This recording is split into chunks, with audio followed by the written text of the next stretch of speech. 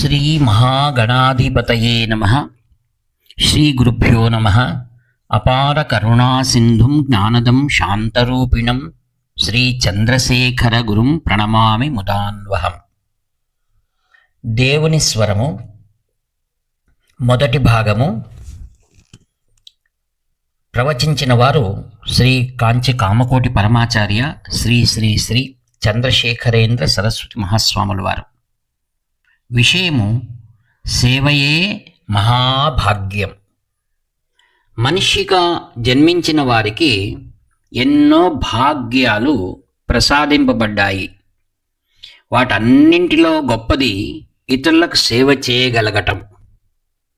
మనమందరం మన కుటుంబాలకు ఏదో ప్రత్యేకంగా సేవ చేస్తున్నామనే భావన లేకుండానే మామూలుగానే సేవలను అందిస్తాము. దీనితో పాటు ఇతర కుటుంబాలకు, మన ప్రాంతానికి, దేశానికి, ఇతర దేశాలకు కూడా సేవ చేయాలి. మనకు చాలా సమస్యలు, కార్యాలయాల్లో ఇక్కట్లు, అన్నం కోసం అగచాట్లు, ఇళ్లల్లో దిగుళ్ళు ఉన్నాయి. మన సమస్యల మధ్య కూడా మనం ఎట్లా సమాజ సేవను చేయగలము ప్రశ్న అని అనుకోవద్దు. ఇతరులకు సేవ చేస్తూ ఉంటే మన బాధలను మర్చిపోయేందుకు దారి దొరుకుతుంది. ఇతరుల బిడ్డకు పాలు పడితే మన బిడ్డ తనకు తానే సొంతంగా పెరుగుతుంది అని ఒక సూక్తి ఉన్నది. తమిళంలో అచలార్ కులుస్తైక్కు పాల్ ఉట్టినాళ్ తల్ కుళంతై తాళా వళురం. అట్లాగే మన సేవకు ప్రతిఫలంగా భగవంతుడు మనల్ని ఏ కష్టంలో నుండి అయినా బయటకు లాగేస్తాడు. అయితే లాభ నష్టాల విషయంగా ఆలోచించకుండా ఇతరులు తమ కష్టాల్లో నుండి బయటపడేందుకు మనకు చేతనైన విధంగా సహాయాన్ని అందించడం ప్రారంభించాలి.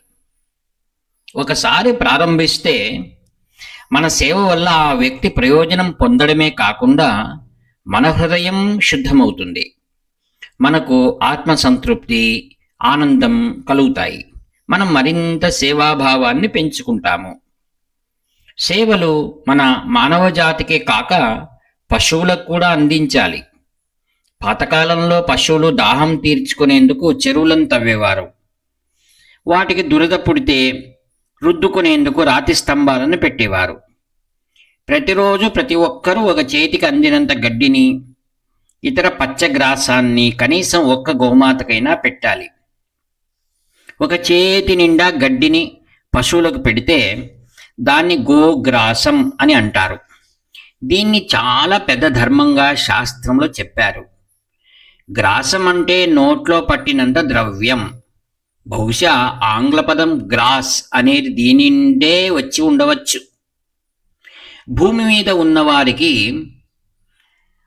ఉన్నవారికే మన సేవ పరిమితం కాకుండా ఇతర లోకాలలో ఉండేవారికి కూడా అందాలనే భావంతో మనం యజ్ఞాలు, యాగాలు, తర్పణాలు, శ్రాద్ధాలను చేయాలి.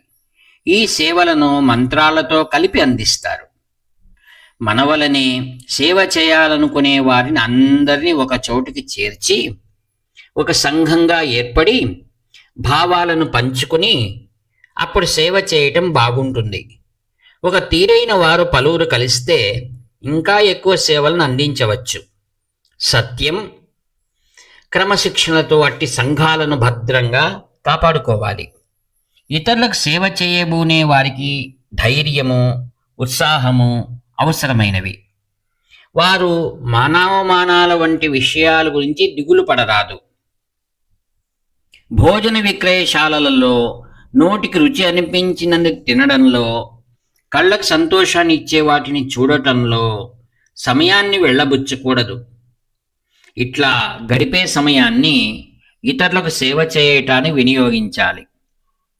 జీవితంలో ఇన్ని అవాంతరాల మధ్య కాస్తైనా సరదాగా గడపడం తప్ప అని మీరు అడగవచ్చు. దానికి నేను చెప్పేదేమంటే, మీరు ఇతరులకు సహాయం చేయడం మొదలు పెడితే మీకు మరింత ఆనందం కలుగుతుంది. అదే మనస్సుకు ఒక ఉల్లాసాన్ని ఇస్తుంది. అదే సంతోషం. అట్లాగే కృష్ణుడు పైకి అల్లరి చేసినట్టు కనిపించినా ఆయన చేసిందంతా ఇతరులకు సహాయం చేసేందుకే. ఆయన ఆటలాడుతూ ఎందరి కష్టాలను పోగొట్టలేదా? గోవర్ధనగిరిని ఎత్తటం ఒక ఆటగా అనిపించవచ్చు, కానీ గోపాలకులను కాపాడటానికి చిన్ని కృష్ణుడు అంత పర్వతాన్ని ఎత్తాడు.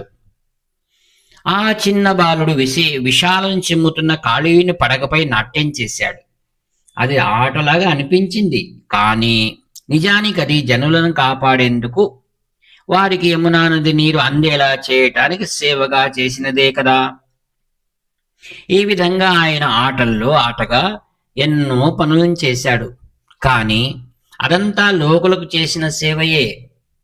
శ్రీకృష్ణుని ఉదాహరణ చూస్తే ఆయన ఆడినన్ని ఆటలు, చేసినంత సేవ ఇంకెవ్వరూ చేయలేదు అని తెలుస్తుంది. అది లౌకిక విషయాలలో సేవ మాత్రమే కాదు, ఆయన జ్ఞానసేవ కూడా చేశాడు. అంటే జ్ఞానాన్ని పంచాడు. అర్జునుడికి, ఉద్ధవుడికి, ఇతరులకు ప్రబోధాలను చేశాడు. ఆయనలో సేవ, జ్ఞానం, క్రీడ అన్నీ కలిసి ఉన్నాయి. ఆయన వాటిని అన్నింటినీ ఎట్టి అనుబంధాసక్తి లేకుండా మౌనంగా నవ్వుతూ చేశాడు. అందువల్లే అదంతా కష్టం లేకుండా చేయగలిగాడు. మనలో కూడా ఇతరులకు సేవలను చేసేవారికి ధైర్యం, ఉత్సాహంతో పాటు ఎప్పుడూ శాంతి, చిరునవ్వు కూడా ఉండాలి. భగవంతుని అవతారాలన్నింటిలోకి కృష్ణావతారంలోనే అత్యధికంగా సేవ చేశాడు. రామావతారంలో ఆంజనేయ స్వామి కేవలం సేవకయ్యే ఉన్నాడు. ఈ ఇద్దరిని ధ్యానిస్తూ మనం నిర్మల చిత్తంతో, ఏ స్వార్థపు ఉద్దేశం లేకుండా, ఏ ప్రచారాన్ని కోరకుండా సేవను చేయాలి. శరీరం మైలపడతామని అనిపించినప్పుడల్లా మనం ఇతరుల నుండి దూరంగా ఉండటం లేదా? ఏ రోజు మన వల్ల ప్రపంచానికి ఏ సేవ అందదో ఆ దినం మైల రోజుగా భావించుకుని ప్రతివారు మనకు శక్తి కొద్దీ సేవను చేసుకోవాలి. ఇతరులకు చేసిన సేవ మన తల్లి, తండ్రి అయిన పరమేశ్వరుడికే సాక్షాత్తు చేసిన సేవ అవుతుంది. తిరుమందిరం అనగా తిరుమంత్రంలో ఒక శ్లోకము ఇదే భావాన్ని చెబుతుంది. ఇతరులకు చేసిన సహాయం భగవంతునికి ఇష్టమైన పూజతో సమానమవుతుంది. నటమాటక్కోయల్ నంపర్ కోన్రీన్ పటమాటక్కోయల్ భగవర్కితామే. హరి ఓం తత్సత్. వ్యాఖ్యాత మీ ప్రియమిత్రుడు నివర్తి నాగభూషణ శర్మ. హరహర శంకర, జై జై శంకర. Phone number 7483229249.